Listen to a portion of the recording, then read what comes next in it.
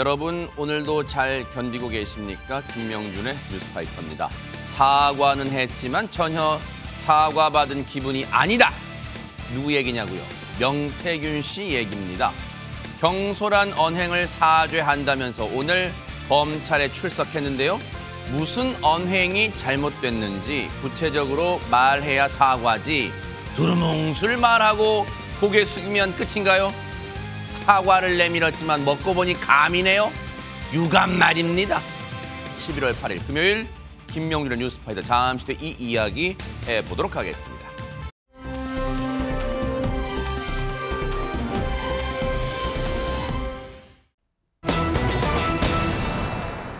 국민의힘 공천 개입 논란의 핵심 인물인 명태균 씨, 오늘 피의자 신분으로 검찰에 출석했습니다. 먼저 그 모습 보시고 이어가 보도록 하겠습니다.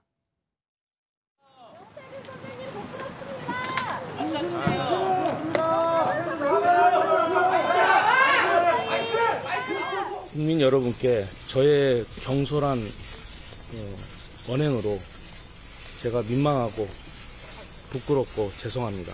윤석열 대통령과 마지막 연락하신 게 언제입니까? 그거는 제가 나중에 조사 다 받고 나와서 또 제 입장을 말씀드리는 게 맞을 것 같습니다. 김건희 여사는 좀 어떻게 알게 되시는지? 조사를 다 마치고 나와서 제 입장을 이야기하는 것이 바람직하지 않나. 오늘 녹취 준비하셨다고 들었는데 대통령이나 아니면 김건희 여사와 나눈 녹취 오늘 좀 가지고 나오셨는지. 그러니까 그 부분도 제가 조사를 다 받고. 그럼 공천 대가성으로 돈 받은 사실도 인정은 안 하시는 건가요? 뭐 돈의 흐름을 파악하면 이 사건은 금방 해결이 됩니다. 그러면 왜 계좌 추적팀이 따로 왔겠습니까? 그렇지 않나요? 돈의 흐름을 보면 이 사건은 금방 해결되는데 저는 단돈 1원도 정확하게 받아본 게 없습니다. 자, 오늘 창원지방검찰청에 출석한 오늘 오전 일찍 나왔습니다. 명태균 씨의 모습, 명태균 씨가 그리고 기자들의 질문에 답하는 모습 보여드렸는데 장윤미 변호사님께는 몇 가지 좀 여쭤볼게요. 일단 이 사안별로 나눠서 여쭤볼게요. 그동안 명태균 씨가 언론들과 했던 인터뷰 때의 어조, 말투와 그리고 그 어떤 사람과 나눈 육성이 담긴 녹취 파일 등등등 그런 거에 종합해 볼 때 오늘 윤석열 대통령 언제 마지막으로 통화했냐 등등등을 물어보는 거기에 답을 하는 그 태도를 보면 상당히 얼굴 표정도 그때 의기양양하던 그런 표정은 온데간데 없고 뭔가 얼굴이 뭐 순한 양처럼 됐다고 할까요? 뭔가 그런 표정 그리고 말투도 제가 다 조사받고 나 그건 조사받고 얘기를 할게요. 뭔가 당당함 없어. 이거 뭐예요? 전략입니까? 뭡니까 이거? 일단 상당한 저자세를 보이고 있고 지금 말씀 주신 것처럼 언론에 본인의 육성이 드러났을 때 그 당당함과는 상당히 괴리가 있어 보이는 것도 사실인 것 같습니다. 아마 검찰 수사를 앞두고 영장 청구 가능성까지 제기되는 시점에서 상당히 위축됐던 점이 분명히 있어 보이고요. 그도 그럴 것이 한 번 검찰에서 조사를 받긴 했었는데요. 지난 2월. 사실상 그때는 검사가 없는 수사과에 배당이 돼서 사실상 조사가 유명무실했다 이런 비판이 나왔었습니다. 그리고 오늘 사실상 이 수사과에서 이제 검사 일반 그 부로 배당이 바뀌고 그리고 검사들 보강까지 이뤄진 시점에서 첫 조사가 이뤄진 만큼 본인은 언론 앞에서 구체적인 사실관계에 대해 공표하는 게 법적으로는 상당히 좀 부담스러웠을 겁니다. 네, 수사팀 규모가 뭐 11명까지 늘어났다고 하더라고요. 맞습니다. 이게 여러 군데에서 이제 지원까지 받았는데요. 지금 명 씨가 받고 있는 혐의는 본인이 해명을 일부 한 데서도 알 수 있지만 아주 본질적인 부분은 정치자금법 위반 혐의입니다. 이 부분은 대선 국면에서 윤석열 당시 후보를 위해 여러 차례, 수십 차례 여론조사를 돌리고 그 비용을 어떤 방식으로 받았느냐. 김영선 의원의 공천을 좀 관철시키고 그 대가로 김영선 의원으로부터 받은 거 아니냐라는 게 현재 검찰이 들여다보고 있는 핵심 혐의 내용입니다. 실제로 본인은 돈의 흐름을 짚어보면 정확하게 어떤 혐의가 드러날 것이다. 자신만만해 했지만요.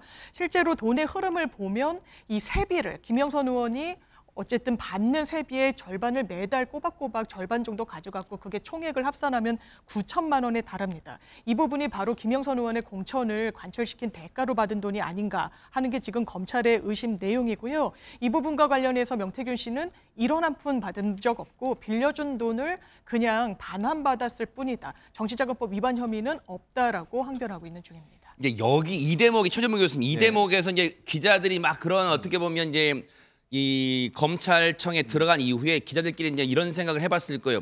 저렇게 앞부분 내용 물어봤을 때는 저 자세에다가 낮은 목소리, 조근조근한 목소리였는데 돈의 흐름, 즉 이 돈을 받은 걸 인정하냐 그 질문에 대해서는 갑자기 태도도 돌변하고 목소리도 높아져요. 그러면서 난 단돈 1원도 받지 않았다. 그러면서 계좌 추적팀도 오지 않았냐. 수사 이제 보강된 걸 인력을 말하는 거예요.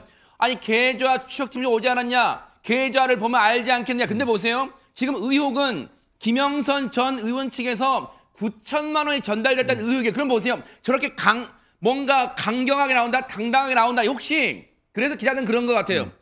아니 누가 요즘 세상에 계좌 이체를 하겠느냐. 현금으로 받은 거 아닐 수도 있지 않겠느냐. 뭐 그런 의혹이 나오고 있습니다. 당연히 그게 의혹이 나올 수밖에 없는 게 녹취록이 나왔어요. 거기에 네. 대해서. 그러니까 지금 정치자금법 위반은 김영선 의원이 공천을 대가로 해서 돈을 지급했느냐의 문제인데 물론 김영선 전 의원은 지금 그 전달한 돈이 그 대가와 전혀 관계없고 빌린 돈이어서 돌려줬다 이렇게 주장을 하고 있지만 네. 검찰은 의심을 하는 거잖아요. 근데 굳이 계좌 추적팀이라고 왜 얘기했겠습니까? 아하. 계좌를 뒤지면 다 안다는 거예요. 네. 근데 지금 김영선 전 의원이 명태균 씨한테 전달한 돈은 다 현금으로 건너갔어요. 아하. 그럼 본인하고 강모 씨가 대화한 녹취록에 다 나와 있어요. 본인 네. 입으로 얘기합니다. 그렇죠, 네. 아니 본인이 예를 들면 얼마를 달라. 예를 들면 반띵이라고 보통 우리가 얘기하는데 네. 전체 세비의 반을 달라고 얘기하고 1원도 어긋나면 안 된다고까지 얘기해요. 네. 그러니까 그 전화를 받은 강모 씨가 당시 이제 김영선 전 의원의 보좌관으로 비서관인가로 일했던 분이잖아요. 네. 이분이 김영선 전 의원하고 통화한 내용도 또 녹취록이 나왔어요. 네. 거기 보면 어떻게 전달해라고 네. 하니까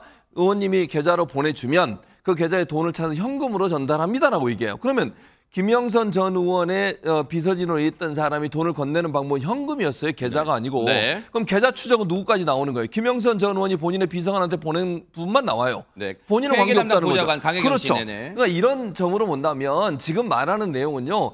진실을 가리려는 의도가 있지 않나 하는 네. 생각이 들고 본인은 무죄하다는 걸 얘기하고 싶은 거예요. 왜냐하면 네. 지금의 이 사건은 정치자금법 위반 문제고 다른 문제는 지금 다루고 있지 않습니다. 즉 김영선 전 의원 측이 공천을 대가로 해서 명태균 씨에게 돈을 건넸느냐 안 건넸느냐만 보고 있는 거예요. 네. 그 부분에 있어서 본인이 가장 처벌받을 수 있는 아킬레스건이 바로 이 돈의 흐름인데 네. 그걸 얘기하면서 계좌 추적팀이 왜 왔겠냐고 얘기하는 것은 현금 흐름에 대해서 일정 부분 가리려고 하는 의도가 있지 않나. 본인의 처벌을 좀 받지 않으려고 하는 시도다. 이렇게 분석하는 게 맞을 것 같습니다. 하나 궁금한 게요. 장윤미 변호사 혹시 아시는 범위까지만 얘기해 주시면 돼요. 앞서 영상 보면 명태균 씨가 기자들의 질문 여러 가지 몇 개 뭐 답할 것만 취사 선택으로 답할 것만 답한 다음에 검찰청에 들어갔는데 들어가는 모습 좀 보여줘. 지팡이를 짚고 들어가고 있어요. 혹시 뭐 명태균 씨 어디 아파요? 차에 내릴 때 지금 지팡이 짚고 내리는데 어디 아픕니까 지금? 일단 다리가 불편한 것으로 알려져 있기도 했고요. 지금까지도 언론을 접촉할 때 보면은 걷는 것에 있어서는 상당히 좀 불편함이 있었다. 그래서 대선 국면에서도 뭐 비행기를 타고 이동을 했다. 이게 많이 본인이 자력으로 이제 움직이기는 조금 어려운 상황이다. 저 이유 때문에 국감 때도 안 나온 거였어요? 아프다고? 그런 부분도 있었던 것 같고 아하. 과거에 더 추가 확인은 필요해 보입니다만 교통사고를 당한 이후에 이제 다리가 좀 불편해졌다. 뭐 이렇게 전해지고 있는 상황입니다. 아하. 명태균 씨는 공천 개입 의혹에 대해서는 극구 부인하고 있고 지금 검찰청에 들어간 이후에는 기자들이 계속 궁금한 게 많잖아요. 그래서 같이 동행했던 법률 대리인이 기자들의 질문에 일일이 답했는데 그 얘기 들어보시고 이어가 보도록 하겠습니다. 대통령 육성까지 나온 상황에서 좀 이 모든 혐의를 부인한다는 게 조금 이해가 안 될 수도 있을 것 같은데. 대통령 육성이 무슨 혐의와 무슨 관계가 있죠? 네, 관계가 전혀 없고요. 일반 국민이 우리 지역을 사랑하는 마음에 우리 지역의 일꾼으로 열심히 일할 국회의원 후보를 추천하는 건 대통령이 아니라 누구에게도 할 수 있는 일입니다. 아무 직함도 없는 일반 국민이 하는 말을 경청하고 귀담아 들어주신 대통령님과 김건희 여사님이 참 훌륭하신 분이라고 명태균 씨가 그렇게 말씀하셨습니다. 네. 대통령께서 일반 국민의 말씀까지 귀담아 들으셨다는 점에서 그냥 뭐 미담일 뿐입니다. 네. 이게 무슨 공천 의혹입니까? 아침에 저 얘기 김소연 변호사입니다. 같이 동행했던 법률 대리인인데 이종근 평론가님. 네. 저 상황을 거의 모든 MBN도 그랬습니다. 거의 모든 언론이 실시간 생중계를 했어요. 저 장면을. 그러면 저 얘기를 들으시면서 시청자분들이 그래 미담을 우리가 너무 지금 너무 이게 뭐 큰일 난 것처럼 우리 언론들이 보도를 하고 이랬을까요? 저 상황을 국민들은 어떻게 들었을까요? 그렇지 않죠. 왜냐하면 명태균 씨가 한 말이 있기 때문입니다. 명태균 씨가 뭐라고 했지요? 자, 나를 혹시나 구속하게 된다면 내가 어떤 폭로를 할 것이다라는 뉘앙스로 얘기했습니다. 그랬어요. 어떻게 얘기했죠? 한 달 이내로 하야하거나 탄핵할 만한 내용이 있다라고 이야기했기 때문에 그때부터 이제 파장이 커졌습니다. 아하, 네. 그건 본인이 얘기한 거예요. 네. 그런데 그러면서 계속 그 녹취록들이 여기저기서 나오고 강혜경 씨로부터 나온 녹취록 이외에도 네. 본인이 중간중간에 자신을 보호하기 위해서 이런 뉘앙스에 무엇인가가 있다라고 이야기한 것도 전부 다 대통령과의 어떤 연관성 또는 김건희 여사와의 연관성이 있는 것처럼 계속 해왔지 않습니까? 그런데 돌아보면 네. 이 모든 것들이 사실 공천 개입과 관련된 문제였어요. 그렇지 않습니까? 이 7불사 회동을 이 지금 명태균 씨가 지금 가리고 있는데 네. 그게 어떤 회동입니까? 바로 김영선 씨가 본 총선에서 공천을 못 받았기 때문에 김영선 씨와 함께 손을 잡고 7불사로 내려가서 저 이준석 의원을 만나서 지금은 의원입니다만 네. 이준석 당시 대표를 만나서 뭐를 하려고 했죠? 폭로를 하려고 했습니다. 아하. 김영선 씨와 관련된 네. 김건희 여사와의 어떤 뭐 녹취록 그거를 지금 보여주면서 야 이게 값이 얼마냐 마치 그런 느낌. 그러니까 그쪽에서 개혁신당 쪽에서 그러면 공천을 달라 이런 식의 어떤 거래가 있었다는 의혹이 있지 않았겠습니까? 그렇게 자신은 폭로를 하고 또 폭로를 하기 위해서 7불사까지 간 언행이 네. 사실은 자신한테 굉장히 지금 불리한 상황으로 지금 닥쳐오니까 네. 공천 개입과 관련해서는 이건 나와 별개의 문제 그런 것까지도 그쪽 방향으로 내가 가져가진 않겠다라는 메시지를 지금 보냈다라고 할 수가 있겠죠. 하하. 앞서 말씀드린 것처럼 윤석열 대통령이 어제 간담회와 끝장 기자회견에서도 명태균 씨 관련 얘기를 했는데 그 얘기 들어보시고 이어가 보도록 하겠습니다. 사람이 요만큼이라도 자기를 위해서 도움을 주려고 노력한 사람에 대해서 그렇게 매정하게 하는 것이 뭐하고 저도 또 본인도 좀 섭섭했겠다 싶어서 제가 그때 전화를 받아줬다고 제가 분명히 우리 참모진들한테 얘기를 했는데 뭐 부적절한 뭐 일을 한 것도 없고 또 뭐 감출 것도 없고 그렇습니다. 무슨 공천에 관한 얘기한 기억은 없습니다만은 정말 그 인수위 시절에 당선인 시절에는 정말 시간적 여유도 없었습니다. 아니 그러면 최재문 교수님 시청자분들도 헷갈리실 거예요. 뭐지 그러면 윤석열 대통령과 명태균이라는 사람은 그냥 대통령과 일반 국민 사이라는 건가? 그 이상도 그 이하도 아니고 뭘까요 이거? 그건 말이 안 되죠. 지금 말씀하신 뭐 대통령이 생각하는 아니면 뭐 아까 그 변호인 그 사람이 얘기했던 분을 들어보면 명태균 씨 일반 국민이 요청하는 걸 들어주니까 미담이다 하더라고요. 일반 국민 몇 명이나 대체 일반 국민 중에 몇 명이 대통령과 또는 대통령 부인과 직접 통화를 하고 문자를 나눌 수 있겠습니까? 그게 어떻게 일반 국민입니까? 그리고 대통령이나 대통령 부인이 그렇게 자주 통화하거나 아니면 문자를 나눴다 하면 관계가 깊은 것이고 대선 전부터 명태균 씨는 여러 가지를 도와준 걸로 나오고 있잖아요. 그리고 공천에도 개입했을 가능성이 높은 의혹들이 많고요. 그런데 일반 국민하고 어떻게 이걸 변화를 시킵니까? 네. 이거는 정말 국민을 화나게 하는 행동이에요. 일반 국민의 말을 들어줬으니까 그 미담이라고요? 아니 그리고 일반 국민 중에 얼마나 많은 사람이 저 지금 대통령 취임식이에요. 네. 저것도 윤기중 교수님 그 윤석열 대통령 아버지 되신 분이 앉는 자리고 최은순 씨도 저기 계세요. 장모 되시는 분도. 네. 그 VIP들이 앉는 자리에 저분이 일반 국민이 들어갈 수 있는 겁니까 대체? 얼마나 많은 일반 국민이 갈 수 있는 겁니까? 이걸 일반 국민이라고 얘기해서 문제 없다고 얘기하는 저 태도는요. 네. 국민에게 정말 국민을 바보로 아는 거예요. 네. 저는 말이 안 된다고 보고 네. 명태균 씨가 지금까지 했던 행동이나 녹취록이나 저 지금 취임식에 가는 모습이나 네. 아직까지 나올 녹취록을 생각한다면 아주 가까운 사이였다. 일반 국민이 아니라 정말로 대통령의 국정 운영에 일정 부분의 영향을 미칠 정도의 영향력을 갖고 있던 사람이라고 볼 수밖에 없는 여러 네. 증거들이 너무 많습니다. 말씀드린 것처럼 그동안 각종 언론 인터뷰에선 당당한 모습을 보였던 명태균이란 사람이 이담 아나운서 어제 윤석열 대통령의 기자간담회와 끝장 기자회견 직전에 돌연 뭐 SNS 사과의 뜻을 밝혔다는데 내용이 뭡니까? 맞습니다. 약간 저자세로 돌아선 듯한 모습을 보인 건데요. 일단 대국민 담화와 그 회견이 있기 딱 30분 전이었습니다. 아하. 오전 10시에 담화가 예정돼 있었고 그렇죠. 9시 25분에 본인 SNS에 글을 하나 올렸는데요. 저의 경솔한 언행 때문에 공개된 녹취로 상처받은 분들께 진심으로 사죄드린다라고 이야기를 한 겁니다. 근데 여기에 대해서 이제 사죄를 하는 대상 자체가 상처 입은 분들이라고 했잖아요. 네. 이거를 법률 대리인인 김소연 변호사 얘기로는 네. 특정 정치인에게 누를 끼치게 된 부분에 대해서 사과드리는 말씀으로 알고 있다라고 얘기를 했어요. 그러니까 특정 정치인들에게 사과를 하는 듯한 이야기였고요. 누굴까요? 그 특정 정치인. 아무튼 네, 몇 명 거론을 하긴 했습니다. 네. 인터뷰에서. 그리고 오늘 이제 검찰 출석 당시에 또 사과를 했는데 이번에는 국민 여러분께라고 이야기를 합니다. 네. 그러면서 국민 여러분께 저의 경솔한 언행으로 제가 민망하고 부끄럽고 죄송하다라고 하면서 사과를 하기도 했습니다. 네. 그 경솔한 언행이라는 거예요. 그러면 자신이 지난달에 모 언론과 인터뷰에서는 자기가 했던 일의 20분의 1도 지금 안 나왔다. 입 열면 세상이 뒤집어진다. 이런 말을 그냥 허풍을 했다는 거예요. 그럼 그 허풍 때문에 지금 검찰을 불렀다는 거예요. 그건 검찰 조사를 지켜보면 될 일이고, 그래서 이 질문엔 발끈하기까지 했어요. 그 얘기 좀 들어보시고 이어가 보도록 하겠습니다. 추가 폭로하실 예정이 있습니까? 저는 폭로한 적이 없습니다. 구속되면 폭로하겠다라고 수차례 말씀하신 걸로 알고 있는데. 그러니까 아직 폭로하지 않았어요. 폭로한 게 없어요. 일부 언론들이 바라는 폭로는 폭로할 것도 없고 영원히 없을 거니까 기대하시지 말아주시기 바랍니다. 네. 추가 폭로 예정이 있습니까? 없다니까요. 네.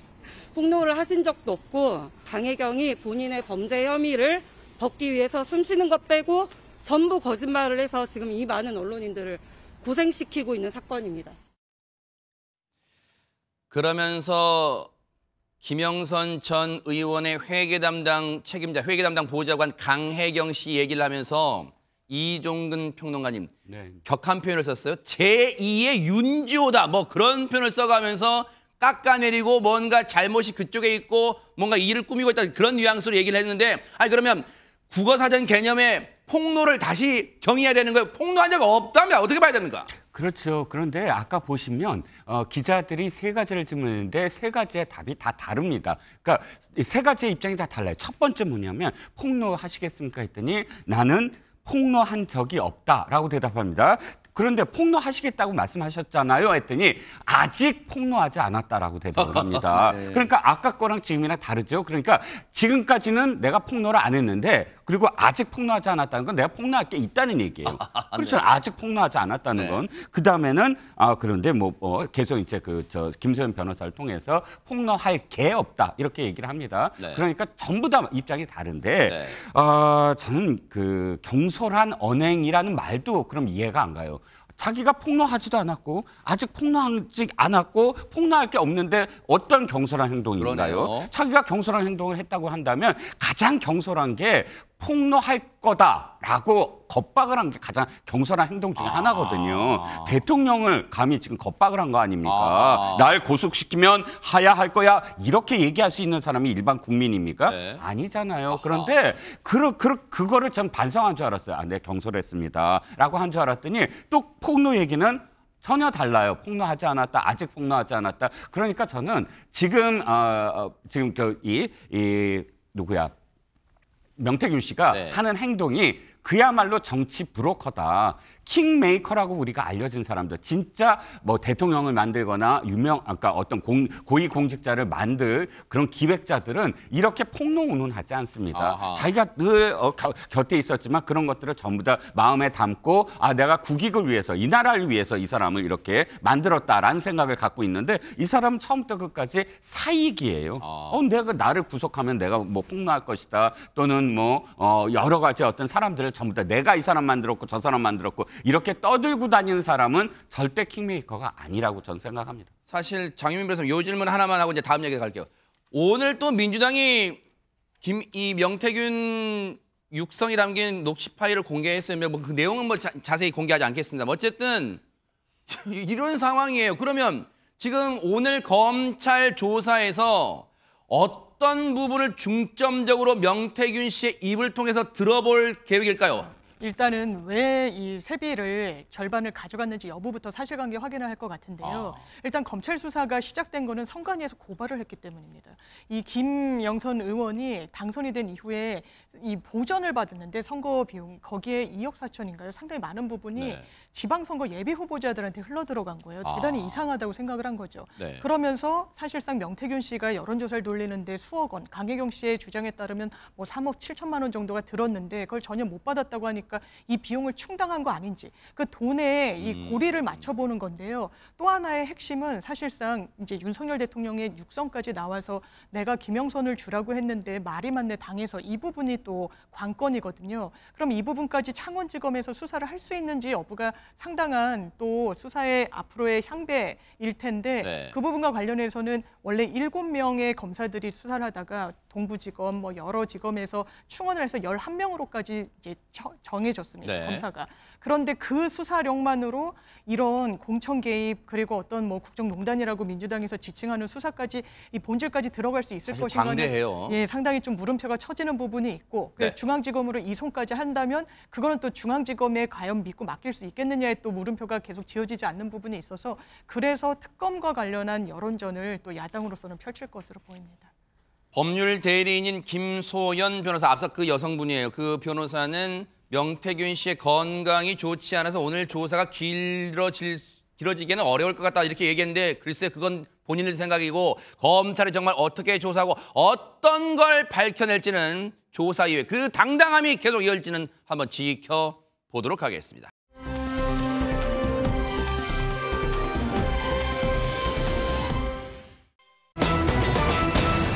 어머 세상에 제목 보세요. 17억 빚에서 4천억대 부자로 어머 빚더미에 앉았다가 대박 친 사람 주인공이 누굴까요? 영상 만나보시고 이어가 보도록 하겠습니다.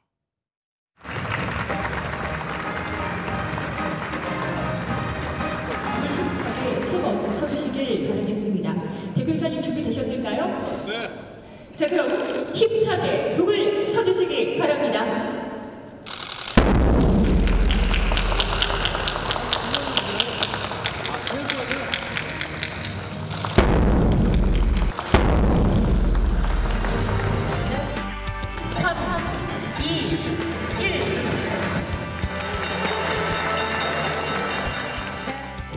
온 국민들이 응원하는 기업이 돼야겠다라는 생각을 가졌었고 오늘 그 성과를 내렸다고 생각합니다. 앞으로도 더 열심히 노력하겠습니다. 오늘 성공적으로 성장할 수 있게 도와주신 여러분들께 감사드리고 큰 책임을 느낍니다. 감사합니다.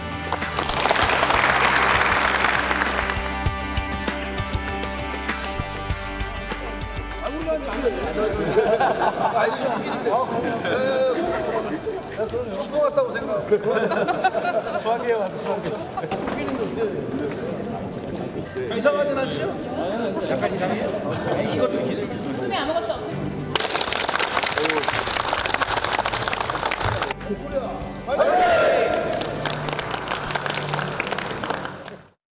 자, 우리가 너무나 잘 알고 있는 백종원 더본코리아 대표인데 장윤미 변호사님 무슨 경사스러운 일이 있길래 뭐 북도 3번 치고 마이크 앞에서 그런 거예요? 많은 분들이 영상 보시면서 아 여기 어딘지 알겠다 하셨을 것 같은데요. 이날 행사장에서 열린 그 북도 치고 했던 행사가 열린 이유는 코스피 상장 기념식이 열렸던 겁니다. 방송인이자 외식 프랜차이즈 업체 대표로 많이 알려진 백종원 씨가 4천억 원대 상장 주식을 보유한 주식 자산가가 된 건데요. 그제 더본코리아가 코스피에 상장을 마쳤는데 51,400원에 거래를 마쳤는데요. 이게 공모가인 34,000원보다 50% 이상 상승한 겁니다. 시가총액으로 계산을 해보면 7,400억 원이 넘기 때문에 백종원 대표가 더본코리아 주식 60% 정도를 갖고 있거든요. 와. 그러면 백종원 씨의 지분가치 4,500억 원대로 올라섰습니다. 대박 사건. 맞습니다. 와. 이 더본코리아는 지난 2018년도에도 상장 추진을 한 차례 했었는데요. 네. 코로나19 여파로 실패를 했고요. 그 이후에 다시 한번 창립 30주년을 맞아 추진한 끝에 상장의 도전에 이른바 대박을 터뜨렸습니다. 야, 근데 그야말로 억소리 난다 그런 말이 딱 들어맞는 것 같은데 근데 안진용 기자님 사실 돈 액수만 놓고 보면 백종원 대표보다 더 훨씬 많은 분들도 많이 있는데 유독 백종원 대표 회사의 상장이 주목을 받는 이유가 뭘까요 그러면? 백종원 이름 석자하면 가장 먼저 떠오르는 거는 바로 요리죠. 근데 이분이 셰프는 아닙니다. 뛰어난 사업 수완을 바탕으로 해서 여러 식당들을 성공시켜서 요식업계 대부, 요식업계 아이콘이라 불리는데 또 하나 중요한 거. 네. 굉장히 가성비 좋은 음식으로 서민들의 입맛에 맞췄다는 거죠. 근데 이런 백종원 대표가 과거 겪었던 어려움을 고백해 화제가 된 적이 있습니다. 뭘까요? 이분이 지금은 수천억 원대의 지분 가치를 가진 자산가가 됐지만 네. 과거는 결코 순탄치 않았다는 거죠. 왜요? 어릴 적부터 사업에 뛰어들었는데 일단 중고차 딜러로 사업을 시작을 했고 그러다가 건설업까지 손댔었는데 쫄딱 망한 경험이 있었다는 겁니다. 그래서 한때 이 IMF 시절에는 외환위기를 겪으면서 17억 원에 달하는 빚을 지기도 했었는데 어머나. 그때 모든 걸 내려놓고 홍콩으로 떠났다는 겁니다. 야. 또 근데 홍콩 하면은 미식의 나라로 유명하잖아요. 여기에서 밥 한 그릇을 먹고 나서 너무 맛있다. 갑자기 뭔가 번뜩 생각이 난 거죠. 그 길로 한국으로 돌아와서 채권자들을 찾아가서 무릎을 꿇고 기회를 준다면 빚을 꼭 갚겠다고 얘기를 한 후 요식업에 본격적으로 뛰어들었던 겁니다. 어머나 진짜 무슨 영화 같은 얘기인데 근데 IMF 시절 얘기 나오고 한 거 보면 꽤 오래전인데 그때 당시에 17억의 빚이라면 지금 가치로 한 사람은 어마어마한 돈이네요. 청년 때요. 본인이 청년 때. 그러니까 엄청나게 많은 돈이죠. 그렇게 왜 그 빚을 졌는지 모르겠는데 어쨌든 그 많은 빚을 지니까 부담이 엄청나게 클 거 아니에요. 그런데도 불구하고 이분이 생각하기에는 절박했던 상황에서 백종원 대표가 이미 이전에도 투자에 한번 실패한 적이 있었고 부도도 나봤고 저때 동안이네요. 저때 목조 사업할 때 맞아요. 사진이네요. 그런 것 같아요. 네. 네. 그래서 쫓기듯이 군 입대를 했다는 거예요. 근데 군대 입대해서 이분이 한 일이 간부 식사를 맡게 됐다는 거예요. 그러니까 이제 아마 뭐 취사 업무를 하는 그런 이때 모습 군대에 그랬던 것 같아요. 군에 있을 때 아마 네. 그런 일을 하게 된 것 같은데. 저 동네 아저씨처럼 생겼어요. 그러니까요. 네. 일반인이 봐도 일반인처럼 네. 보이죠. 근데 그렇게 해서 자신의 실력을 인정받기 위해서 끊임없이 노력을 했고 네. 무채 있잖아요. 이 무채 써는 실력을 키우기 위해서 엄청난 노력을 했다는 겁니다. 야. 그래서 무 생채를 칼로만 0.5cm로 채 써는 거를 달성한 거예요. 야 대박 사건이네 그거 진짜. 엄청난 거죠. 네. 네, 일반인들 뭐 여성분들 하는 분도 많지만 네. 근데 뭐 어쨌든 전혀 요리를 하지 않던 사람이 군대 가서 그런 일을 했다는 건 대단한 큰 성과라고 볼 수 있을 것 같고 네. 그리고 전역을 한 후에는요 다시 처음으로 돌아갈 할 수 있는 일을 하는 것 외에는 상황을 바꿀 방법이 없다고 생각을 해서 뛰어든 것이 바로 좋아하는 일을 묵묵히 하면서 버티기로 결심을 했고 하루에 4시간만 자면서 쌈밥집 주점을 운영했대요. 쌈밥. 네, 처음에는 쌈밥집하고 주점을 운영하면서 그때부터 키우기 시작한 집을 칼질하는 거 보이시잖아요. 네. 저 정도로 실력이 늘게 된 건데 균일하게 자른다는 얘기잖아요. 균일하게. 그렇죠. 0.5cm까지. 네. 우리는 못하잖아요. 대박 사건인데 이거. 그러니까요. 와, 네네. 그래서 요식업에 뛰어들었고 사업을 계속해서 확장을 시켜서 25개의 외식 브랜드를 잇따라 선보이게 됩니다. 이야. 지금 뭐 음식뿐만 아니라 커피 뭐 여러 다양한 그렇죠. 동네 외식 산업을 하고 있죠. 네네. 맞습니다. 그래서 재기에 성공을 하게 되고 네. 지금 현재 백종원 대표가 내놓은 프랜차이즈 브랜드의 국내 점포 수만요. 네. 무려 네. 약 2,900개 달한다고 합니다. 대박 사건입니다. 진짜 말 그대로 다 대박 억 소리 나는데 근데 이런 경사를 맞은 백종원 대표가 온탕과 냉탕을 오가고 있다는 얘기가 들리는데 대체 무슨 소리일까요? 더본 코리아가 주관한 한 지역 축제가 있었는데요. 이게 좀 비난을 받았습니다. 축제가 좀 문제가 있었던 모양이에요. 일단 이거는 통영 어부장터 축제라고요. 처음으로 통영에서 열리는 해산물 축제였다고 합니다. 더본 코리아가 주관을 했고 지난 1일부터 3일까지 열렸는데 3일 끝나고 나서 그 다음 날 1차로 사과 글을 올리기도 했고요. 그리고 어제 또 사과 영상까지 올린 거예요. 그러니까 얼마나 많이 혼이 났으면 또 이랬을까 싶은데요. 네. 일단 지난 1일 축제 첫날이었던 1일에는 태풍 콩레이가 와서요. 여기 비가 너무 많이 왔던 겁니다. 네. 그랬는데 천막도 준비가 안 되어 있고 뭐 여러 가지 좀 준비가 지금 미흡했다. 저런 모습이었나 봐요. 네, 라고 해서 거의 뭐 물바다가 됐다라는 얘기가 좀 있었습니다. 비를 피할 데가 별로 없었군요. 네. 아하. 그리고 둘째 날은 아까 백종원 대표가 얘기한 것처럼 비가 그치기는 했는데 사람들이 너무 많이 몰려서요. 기다리는데도 2시간, 뭐 음식 주문에 또 음식 기다리는데 2시간, 너무 기다리는 시간이 길었다는 거예요. 뭔가 수요 예측에 실패했고. 네, 맞습니다. 게다가 안전 요원, 뭐 줄을 정리하는 요원들이 좀 필요할 텐데 안전 요원도 부족했다라고 이제 비난 여론이 빗발치니까 이거에 대해서 사과를 한 건데요. 일단 준비가 좀 미흡했다, 대응도 미흡했다라고 사과를 했습니다. 사실 이종근 평론가님, 네네. 우리나라에서 지금 백종원 이름 석자면 사실 많은 분들이 대놓고 믿는 그런 분위기가 있잖아요. 그러니까 이번 축제도 백종원 이름 석자를 내걸 때면 사람들이 야 이름 믿을 수 있어. 그래서 가신 분도 많으실 거 아니에요. 그렇습니다. 백종원 대표가 만약에 음식업으로서만 성공을 했다고 한다면 이렇게 백종원이라는 이름이 완전히 브랜드화되거나 권력화되지는 않았을 거예요. 그런데 백종원이라는 이름 속에는 공공성이 있어요. 공익성. 이를테면 그것이 옳고 그른 문제가 아니고 예를 들어서 골목 상권을 살리자. 어떤 프로그램을 만들었어요. 골목 시장 했는데 그때 캐치프레이즈가 이거예요. 그때 당시에 이제 한참 자영업자들이 너무나 힘들고 골목 시장에서 진짜 손님들이 너무 없고 그런데 이렇게 같이 한번 살려보자. 하나의 음식점만 살리지 않고 그래서 프로그램을 했는데 그때의 모습이 굉장히 진정성 있게 보였거든요. 또 지역 축제도 마찬가지예요. 단순히 어떤 지역을 살리자 이 정도의 차원이 아니고 차별화 없는 어떤 지역을 살려야만 그 지역의 자영업자들이 살아날 수 있다. 이런 공익성, 공공성을 내세우는 것이 어느 정도 또 성공을 하니까 지금 말씀드린 대로 이게 단순히 음식을 파는 사람이 아니구나. 이런 이미지가 쌓여서 이 사람은 뭔가 진정성이 있다. 이렇게 해서 이 백종원 씨가 하는 거에 이거 믿을 수 있어 하고 달려가는 그런 어떤 의미에서는 문화 권력으로 이제 상징화되었다라고 할 수가 있죠. 그런 점에서는 물론 백종원 대표의 저 사과 영상 또 사과문이 저 축제에 가서 마음 상하신 분들의 마음을 달래긴 미흡할 수도 있어요. 그럴 수는 있어요. 하지만 아무런 사과도 않고 그냥 넘기는 그런 경우보다는 훨씬 낫다. 그리고 머리 숙일 줄 아는 백종원 대표의 마음은 또 많은 분들이 감사하게도 또 받아들이지 않을까. 아량 넓게 받아들이지 않을까 그런 생각도 해봅니다. 다음 축제 때는 또 이걸 반면교사 삼아서 또 잘 준비하시길 또 기대를 해보도록 하겠습니다.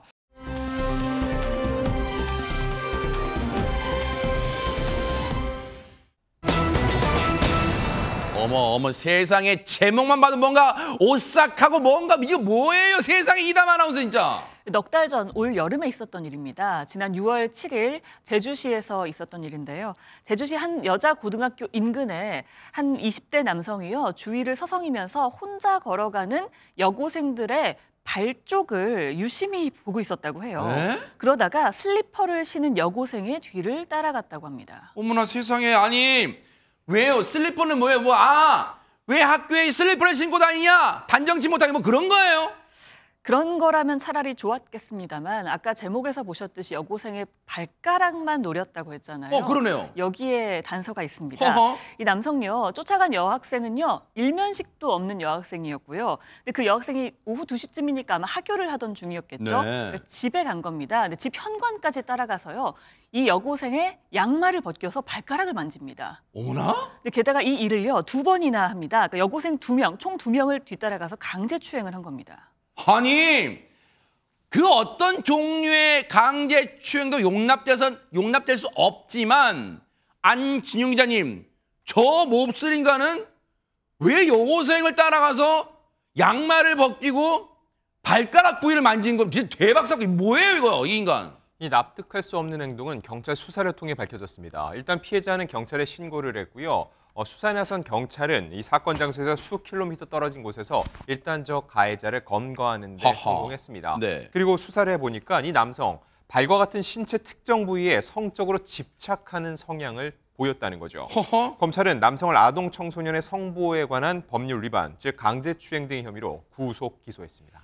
아니 대체 이런 행동을 여러분 이해가 안 되시잖아요. 어머 뭐야? 이 인간 뭐지 하실 거 아니에요? 대체 이런 행동을 하는 이유가 있을 거 아니에요. 그래서 저희가 전문가분께 이런 행동은 혹시 특정 이유가 있을까요? 배경이 있을까요? 한번 여쭤봤어요. 들어보시고 이어가 보도록 하겠습니다.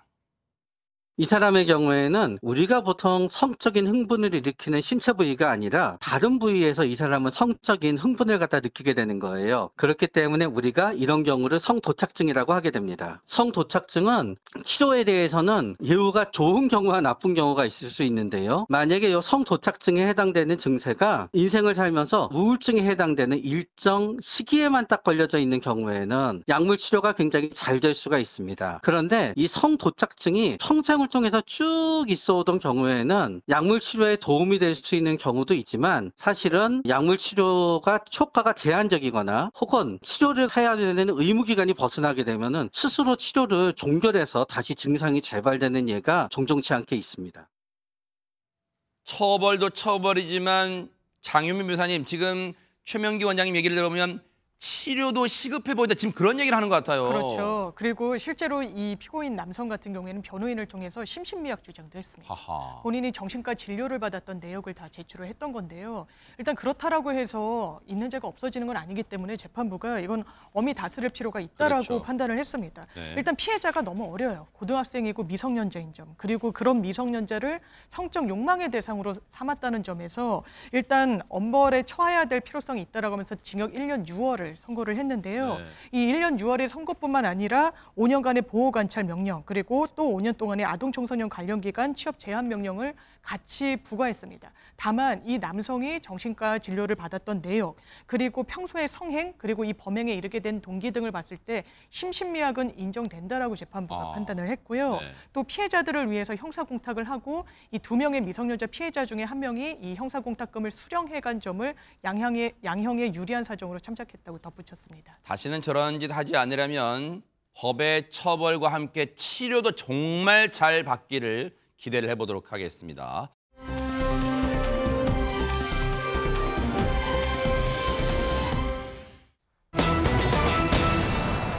어머 보세요. 한지일. 아마 시청자분들 어머어머 아이고 이 이름 우린 다 알고 있지 하시는 분 많으실 거예요. 기억 속에도 많이 남아있을 텐데 근데 그 뒤에 제목 글자가 어머니 안진용 기자 영정사진은 웬 말이에요 이게? 네, 1970년대에서 80년대를 풍미한 은막의 스타 한지일 씨를 기억하는 분들은 많이 있을 겁니다. 네.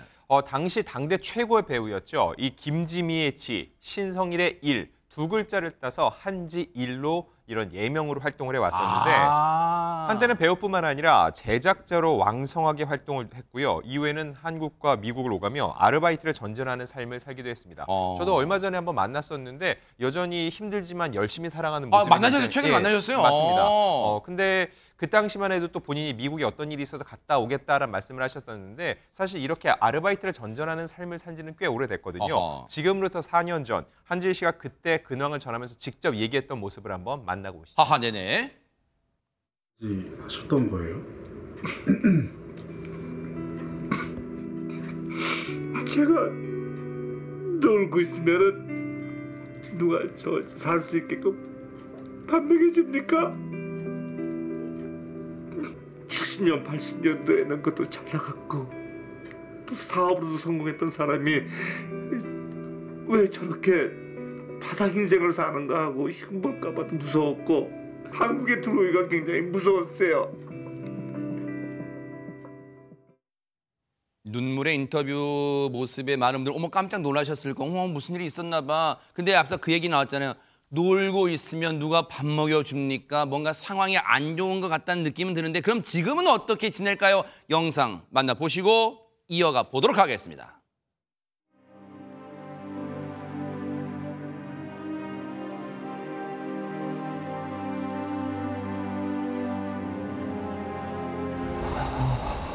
어떻게 마음이 안 아프겠어요.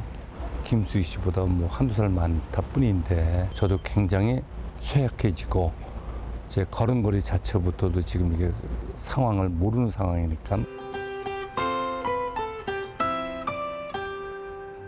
내 영정사진 보고 참 저 한지일이 참 멋있게 살았다 그런 걸 갖다가 보여주고 싶어서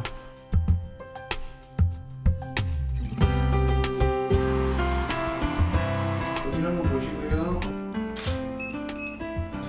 손동작도 좀 그렇죠. 각인한 포즈, 또 순한 표정 좀 그렇게 해주시겠어요? 알겠습니다. 자, 팔짱 한번 껴볼게요. 좋습니다. 좋아요. 옆으로서 한번 앉을게요.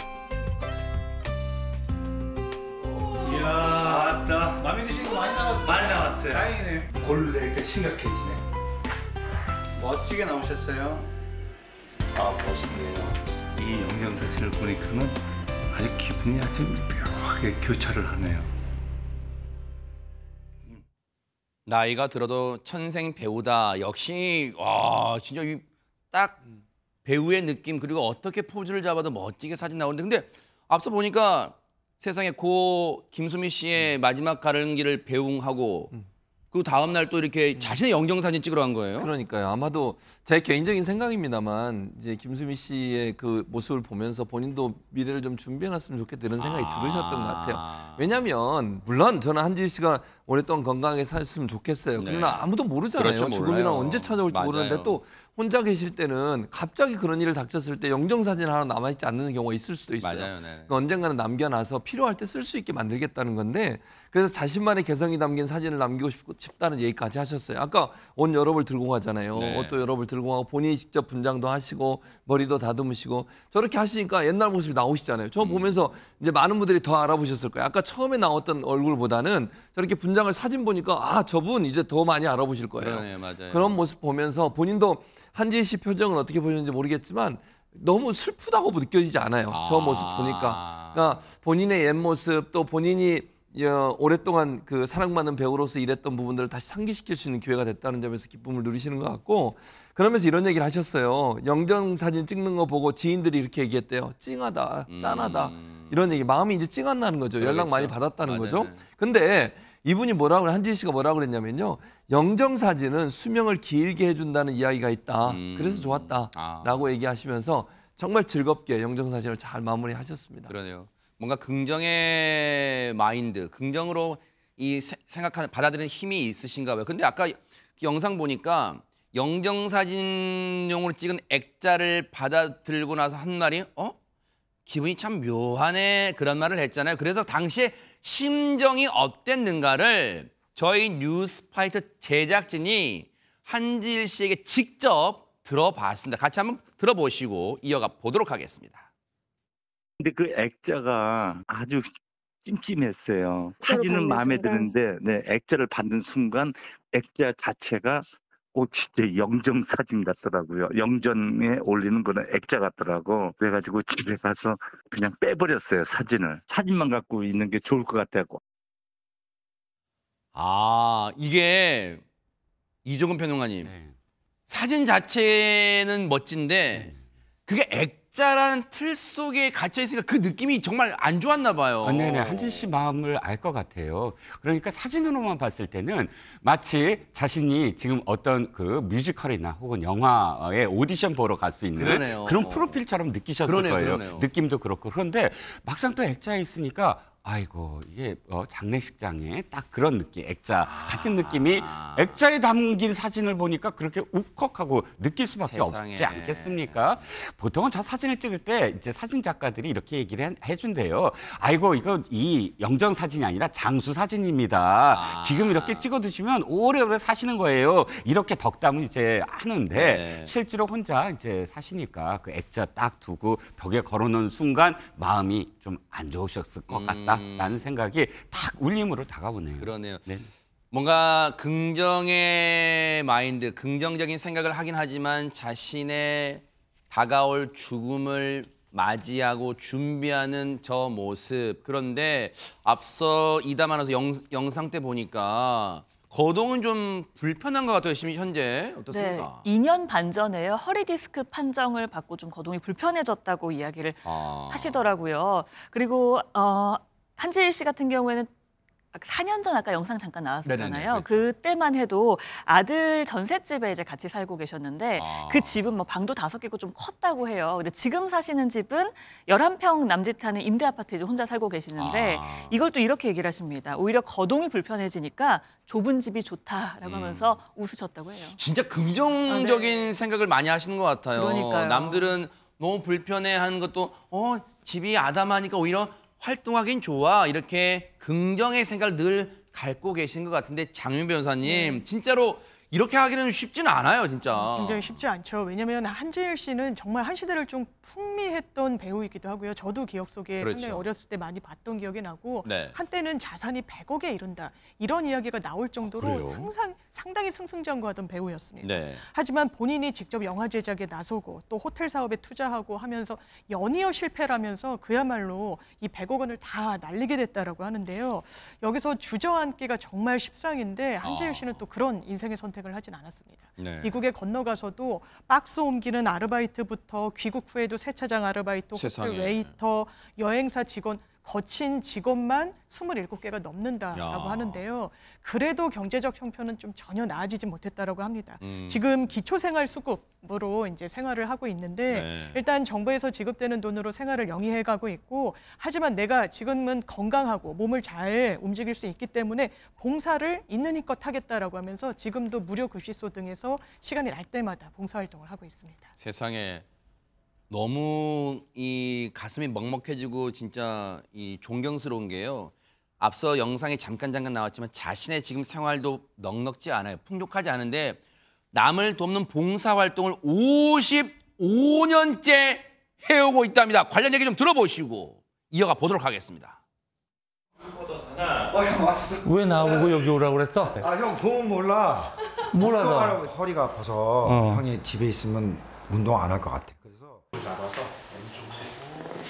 아, 잠깐만. 아우, 저 잠깐, 잠깐, 좀 뭐 아파 지금 어디가? 여기 어디가 아팠어?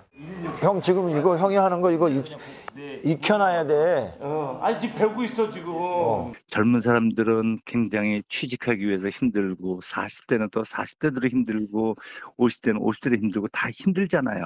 그래서 저는 항상 희망 전도사라는 말을 꼭 사용을 해요. 제가 사실 몸이 많이 안 좋거든요. 걷는 것도 힘들고 그런데도 많은 분들이 희망된 국민이 되었으면 하는 그런 생각으로 제가 지금 열심히 뛰는 거죠. 뭐. 멋진 표현이네요. 희망 전도사. 대한민국에 지금도 어렵고 그리고 또 우울감에 빠지신 분 많을 텐데 한지일 씨가 그런 분들을 구석구석 찾아다니면서 희망을 전해주고 있으니 본인의 생활도 넉넉지 않지만 그렇게 희망을 전해주다 보면 대한민국이 정말 밝아지는 그런 나라가 되지 않을까 생각해 봅니다. 앞으로 또 건강한 모습 계속해서 기대를 해보도록 하겠습니다.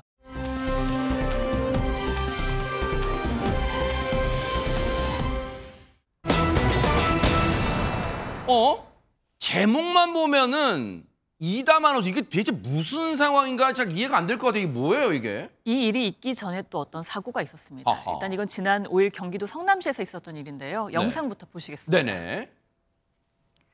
새벽 4시가 조금 넘은 시각입니다. 한적한 도로를 달리는 차들 사이로 빠르게 질주하는 SUV 차량 한 대가 보이는데요. 갑자기 바퀴 아래로 불꽃이 일죠. 그러더니 차가 지나간 자리에는 처참히 부서진 자전거만 남겨져 있습니다. 뭐예요, 이거? 지난 5일 경기도 성남의 한 도로에서요. 편도 5차로를 달리던 SUV 차량이 전기 자전거를 그대로 들이받고 말았는데요. 어머나. 이 사고로 자전거를 타고 있던 30대 남성은 병원에 옮겨졌지만 끝내 숨졌습니다. 어머나 세상에. 지금 영상 속에 최진봉 교수님 처참하게 부서진 저 전기 자전거만 봐도 당시의 상황이 어땠는지를 저희가 짐작할 수 있을 것 같아요, 지금. 맞아요. 저 젊은 30대 남성이 피해를 당하신 세상에. 분이 너무 가슴이 아프고 지난 5일 오전 4시 10분 그러니까 새벽 4시 10분에 저 사고가 발생을 했는데요. 세상에. 지금 보시는 것처럼 5차선 도로인데 5차선에는 버스들이 계속 주차를 하는 거예요, 새벽에.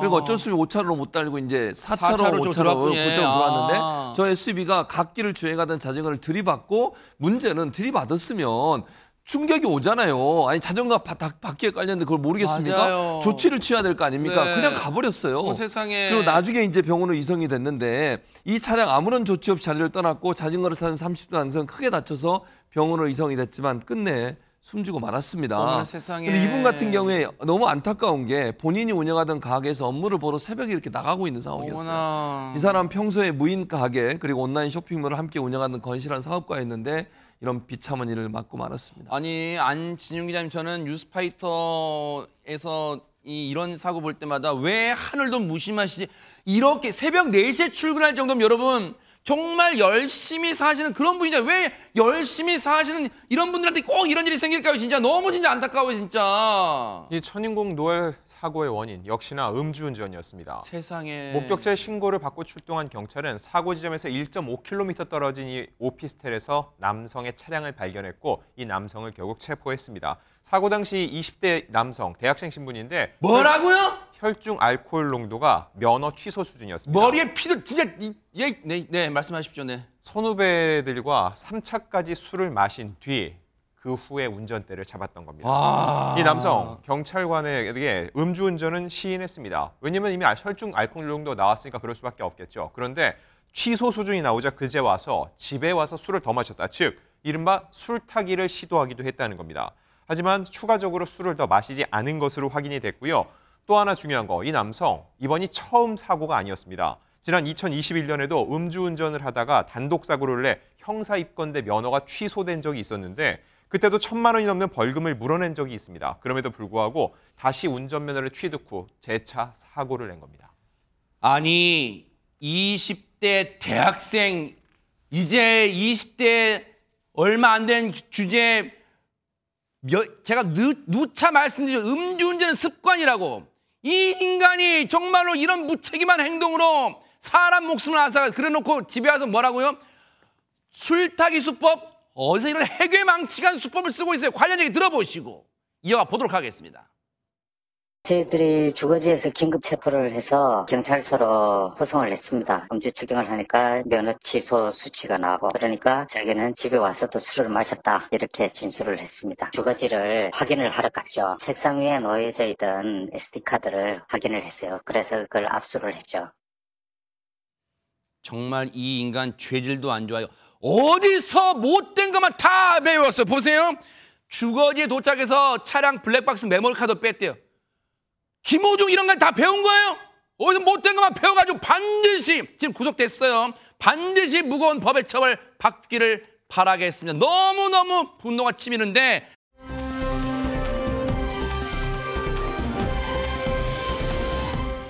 그런데 안진용 기자님, 음주운전 이 네 글자 대체 언제쯤 대한민국 땅에서 사라질까요, 진짜? 연일 저희가 이렇게 문제를 제기함에도 불구하고 안타까운 일들이 속출하고 있습니다. 조금 전 말씀드린 이 사고가 발생하고 단 하루 만에 서울에서 유사한 사건이 또 발생했습니다. 어머나. 영상으로 확인해 보시죠. 네네. 한밤중 빠르게 돌진하는 승용차. 교차로에서도 속도를 줄이지 않고 직진하다 저렇게 오른쪽에서 오던 택시와 그대로 충돌하고 맙니다. 세상에. 강한 충격에 승용차는 그대로 한 바퀴를 돌아 횡단보도까지 튕겨져 나갔고 네. 택시 앞부분은 완전히 파손된 모습인데 근데 그 다음 영상 보셨습니까? 사고를 유발한 승용차 운전자는 그 자리에서 아무런 조치도 없이 그대로 사라져버리고 말았습니다. 어머나 세상에. 승용차가 저렇게 한 바퀴 돌 정도로 튕겨져 나갔으면 그 충격이 꽤나 컸을 것 같은데요. 관련 얘기 들어보시고 이어가 보도록 하겠습니다. 엄청 나가지고 전쟁 난 줄 알았어요. 언니 앞에 저기 에어백 이렇게 펴지고 앞에 범퍼가 다 나갔다던데요. 택시가. 뭔가 전쟁 난 것 같은 퍽 소리 났다는 거 아니에요? 근데 이종근 평론가님 피해 네네. 차량이 택시예요? 네, 그렇습니다. 택시라면 승객분도 혹시 타고 계셨을까요? 네, 시간이 보니까 서대문에서 오후 10시 반입니다. 10시 반이면 아시겠지만 아이고 늦은 시간이니까 빨리 집에 귀가해야지 하는 분들이 많을 거 아닙니까? 이 택시에 승객이 한 분 타고 계셨다고 어머나. 합니다. 그런데 사진에서 보시다시피 사실은 앞이 완전히 저렇게 지금 반파 정도가 됐습니다. 세상에. 그러면 굉장히 위험했을 텐데 네. 다행히도 아직까지는 택시 기사와 또 이 승객분이 크게 다치진 않았다라고 아하. 알려져 있고요. 네. 또 보행자도 없었다고 합니다. 그러니까 2차 피해도 아직은 발견되지 않고 있습니다. 아니 그러면 보세요. 장유미 변호사님. 저 몹쓸 인간은 현장에서 구호 조치도 하지 않고 현장에 내뺐다는 거 그 못 잡은 거예요. 지금 어떻게 된 겁니까? 다행히 잡았습니다. 어허. 왜냐하면 추적한 끝에 요즘 뭐 CCTV도 워낙에 잘 돼 있기 때문에요. 이 남성의 동선까지 확보해서 주거지로 한 아파트 단지로 진입하는 이 남성 집에서 바로 긴급 체포 성공을 했고요. 어허. 이 혈중 알코올 농도를 재봤더니 면허 정지 수준이었다고 합니다. 네. 그리고 무려 12km 구간을 운전을 했는데요. 서울 중구에 있는 한 호텔부터 본인의 집이 있는 곳까지 12km 정도를 운전해서 음주운전을 한 혐의를 받고 있는데 몹쓸 인간이네요, 진짜. 예, 이 남성은 일단 불구속 입건돼서 경찰이 정확한 사고 경위를 파악하고 있는 상황입니다.